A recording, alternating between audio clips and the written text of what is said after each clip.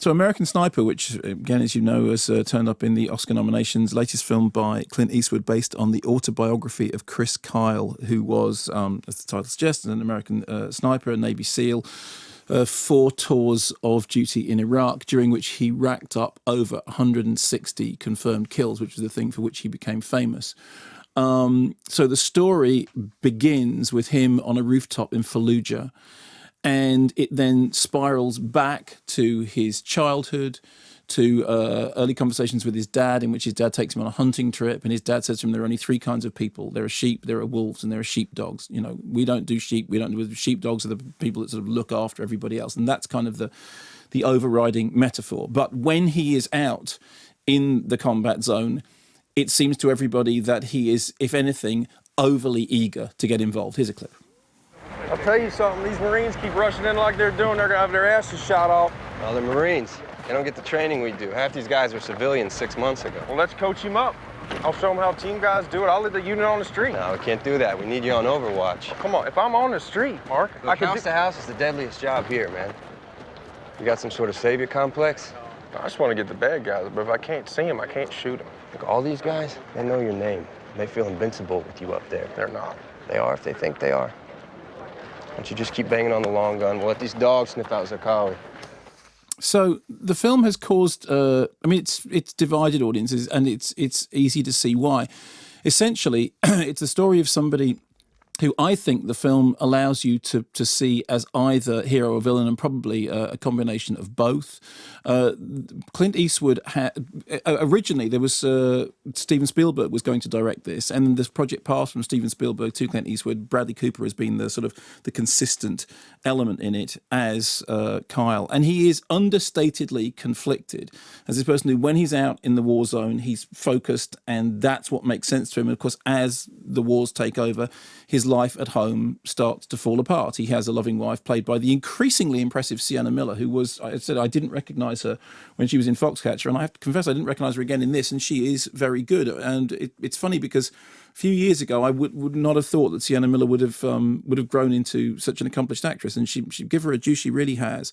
In the case of the movie itself, it runs that thin line between presenting stuff in a straight-faced manner, that the question is whether or not you take it at face value. There is a lot of stuff in the film about machismo and guns, and an equation of those two things. And it returns to the themes to some extent of Unforgiven, about retribution and killing. That line from Unforgiven, it's a hell of a thing killing a man, which kind of turns up and is echoed in American Sniper. However, it is possible also to see American Sniper because the central character in it was in real life a very, very sort of divisive figure. And I don't want to get into that. What the movie does, it's the question of how the movie portrays this story.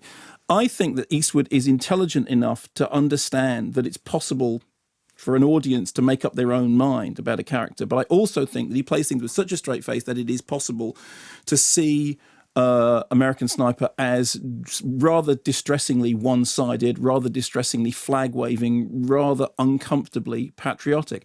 It's interesting that when Spielberg was involved in the project, he wanted to increase the role of the Iraqi sniper, who effectively becomes Kyle's nemesis, so that you would see the story from two different sides. That idea that in any war, you know, each side looks like the enemy to the other side.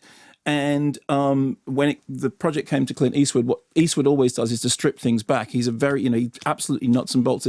I was just reading a story recently about when Michael Cimino was directing Thunderbolt and Lightfoot. One of the reasons Cimino, who made Heaven's Gate and Bust United Artists, didn't do 100 takes and everything was after second take, Clint Eastwood would go, that's it, we got it, and we go, move on. Because that's always been his method. So the film itself walks this very sort of strange line between, on the one hand, it's, you know, it's about killing. That is what it's about. And on the other hand, it's about patriotism and family. And yet all the way through it, there is this sort of sense of things going wrong, things falling apart, this kind of bubbling undercurrent. I understand entirely why it is that some people have found the film to be off-puttingly patriotic, particularly because of a final, rather understandably clumsy coda that is necessitated because of events in 2013. My big problem is I don't think it's one of Eastwood's best works. I mean, if you look at, for example, Flags of Our Fathers, which of course was mirrored with Letters from Iwo Jima, so you literally did have the story from two sides. This feels terribly one-sided. It feels like you do only get one side of this particular It's story. called American Sniper. No, exactly so. Sniper singular, exactly so, and that's it. I still think within that, Eastwood is allowing the audience to feel certain, discomfort. It's unfortunate, therefore, that by necessity, the final coda, and people who've seen the film will understand this, actually does turn it into something which is more clean-cut, patriotic, which I think would, in a way, undercuts what's been going on for the rest of the movie. I mean, I think it's efficient.